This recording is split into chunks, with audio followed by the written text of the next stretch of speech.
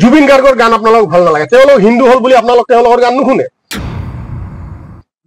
কিন্তু আপোনালোক যে বাংলাদেশী গান বিলাকৰ ৰিংটন লগাই থৈ দিয়ে, বাংলাদেশৰ গান শুনে। কি নাহিদ আফৰিন অসমৰ ছোৱালী নহয় নেকি?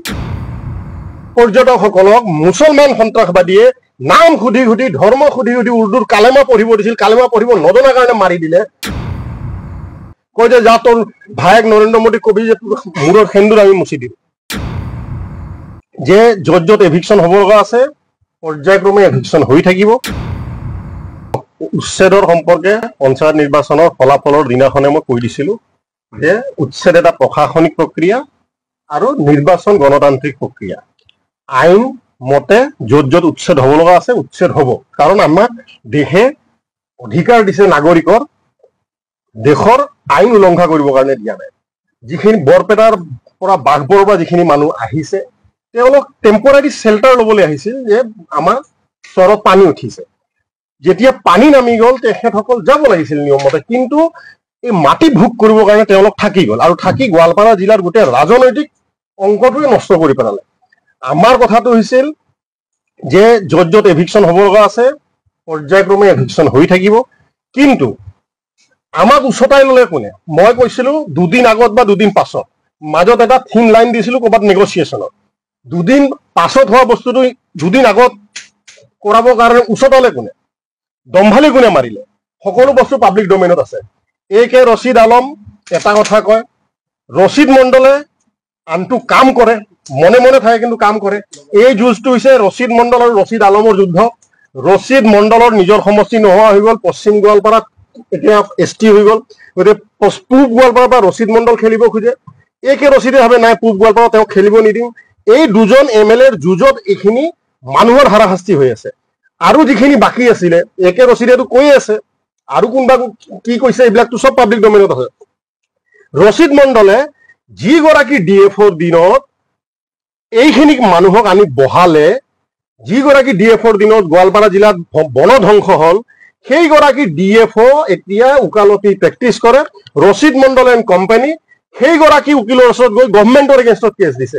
গভৰ্ণমেণ্টৰ এগেইনষ্টত যেতিয়া কেছ দি দিলে, এতিয়া কেছটো চাব জুডিচ হৈ গ'ল ৰাক্ষসনী। গতিকে গভৰ্ণমেণ্টে নিজৰ এফিডেভিট দিব, তাৰপিছত কোৰ্টে ডিচিশ্যন ল'ব। আৰু এই বিষয়টো মুখ্যমন্ত্ৰী মহোদয় স্পষ্টকৈ যিটো কথা কৈছে, খুব সুন্দৰ কথা কৈছে। মাননীয় মুখ্যমন্ত্ৰীক আমি বহুত বহুত ধন্যবাদ জনাইছো। যিসকল গোৱালপাৰা জিলাক প্ৰকৃততে ভাল পায়, ইয়াত প্ৰকৃত পুৰণি মানুহ, তেওঁলোকো কি হিন্দু কি মুছলমান সকলোৱে এই উচ্ছেদ হোৱাটোৱে বিচাৰে। কাৰণ সেইটো এৰিয়াত বিভিন্ন অনৈতিক অসামাজিক কাম কাজো চলি থাকে। হাছিলা বিলত উচ্ছেদ এইটো বিষয়ে আজি মই বাইদেউৰ লগত ব্যস্ত হৈ আছিলো, MP বাইদেউৰ লগত। ক'ত ক'ত উচ্ছেদ হ'ব এইটোতো আমাৰ ৰাজনৈতিক প্ৰস্তাৱত দিয়া আছে।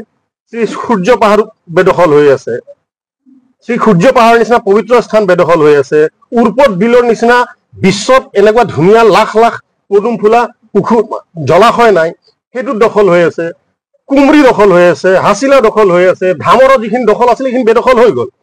ৰিজাৰ্ভ ফৰেষ্ট এৰিয়া আমাৰ এতিয়াও কিছু বেদখল আছে, বহুতখিনি এৰিয়া ক্লিয়াৰ হৈছে আৰু কিছুমান এৰিয়া এতিয়াও আছে। আমি আশা কৰিম চৰকাৰে যাতে এইখিনি বস্তু পৰ্যায়ক্ৰমে আগবঢ়াই লৈ যায়। ধুবুৰী পৰিৱেশটো চাওক, মই আপোনালোকৰ যোগেদি যিসকল ভাৰতক ভাল পোৱা মুছলমান আছে, যিসকল শিক্ষিত সমাজক ভাল কথা চিন্তা কৰে, তেখেতসকলক ওলাই আহিব কৈ আছো। কাৰণ এইটো কেনেকুৱা মানসিকতা? কেতিয়াওতো কোনো হিন্দুৱেতো কোনো মছজিদত একো অন্যায় কৰিব নাযায়, মছজিদত চুৰ কৰিব নাযায়, মছজিদততো আমি মাটি বেদ দখল নকৰো। মুছলমান সমাজক বুজাব লাগিব যে APJ আব্দুল কালামৰ মডেল ল'ব লাগে আৰু গৌৰৱ অনুভৱ কৰিব লাগে আমি ভাৰতীয় নিয়ম আমি মানি চলিম। সমস্যাটো কি হয়, এইখিনি মানুহে ওলাই আহি মানুহখিনিক নকয়। কেনেকুৱা মানসিকতা হ'ব? দুদিনকে হনুমান মন্দিৰত গৰুৰ মূৰ থৈ দিছে, এইটো কি মানসিকতা? আচ্ছা, তাতকে ডাঙৰ কথা, ফেচবুকত যিবিলাকে উফাইদাং মাৰি থাকে, আপুনি চাব ফেচবুক খুলিব নোৱাৰে। সেই ফেচবুকত আপুনি যদি চায়, এই ঘটনাত কেইজনে নিন্দা কৰিছে, কেইজন ফেচবুক হেণ্ডলাৰ, এইবিলাকতো আমি অধ্যয়ন কৰি থাকো। এনে চৰকাৰক গালি পাৰিবৰ কাৰণে ফেচবুকটো এক্টিভ, কিন্তু এই ঘটনাত আমাক বিজেপিক গালি পাৰিবৰ কাৰণে এক্টিভ, মুখ্যমন্ত্ৰীৰ ভাল কথাটোক সমালোচনা কৰিবৰ কাৰণে এক্টিভ। কিন্তু এইসকল আইডিৰ এটাও এই ঘটনাক নিন্দা কৰা নাই, গৰিহণা দিয়া নাই, অপাৰেশ্যন সিন্দুৰ হওঁতে এইখিনি মানুহৰ বেলেগ বেলেগ ভিডিঅ'ত চিনেমাৰ ৰিলত লাইক দি হাজাৰ হাজাৰ লাইক দিয়ে। যেতিয়া ভাৰতীয় সেনাৰ শৌৰ্য বীৰ্যৰ প্ৰশংসা কৰিব আছিল, পাকিস্তানত যেতিয়া অপাৰেশ্যন চলাই আছিল, তেতিয়া আঙুলি কিয় কপিলে? তেওঁলোকৰ তেতিয়া আঙুলি কপে। পেহেলগামত যেতিয়া হিন্দু পৰ্যটকসকলক মুছলমান সন্ত্ৰাসবাদীয়ে নাম সুধি সুধি ধৰ্ম সুধি সুধি উৰ্দুৰ কালেমা পঢ়িব দিছিল, কালেমা পঢ়িব নজনাৰ কাৰণে মাৰি দিলে, কয় যে যা তোৰ ভায়েক নৰেন্দ্ৰ মোদীক কবি যে মূৰৰ সেন্দুৰ আমি মুচি দিম। তেতিয়া কিয় ফেচবুকত সমালোচনা নকৰিল? তাতকে ডাঙৰ কথা, আমাৰ ঠিক আছে ভূপেন হাজৰিকাৰ গান আপোনালোক নুশুনে, জুবিন গাৰ্গৰ গান আপোনালোক ভাল নালাগে, তেওঁলোক হিন্দু হল বুলি আপোনালোক তেওঁলোকৰ গান নুশুনে, কিন্তু আপোনালোক যে বাংলাদেশী গানবিলাকৰ ৰিংটন লগাই থৈ দিয়ে, বাংলাদেশৰ গান শুনে, কি নাহিদ আফৰিন অসমৰ ছোৱালী নহয় নেকি? ঠিক আছে, জুবিন গাৰ্গৰ গান বেয়া, হিন্দুৰ আপোনালোক গান শুনি বেয়া পাব পাৰে, নাহিদ মই চবৰ কথা কোৱা নাই, কিছু মানসিকতাৰ মানুহ আছে, মই চবৰ কথা কোৱা নাই দেই।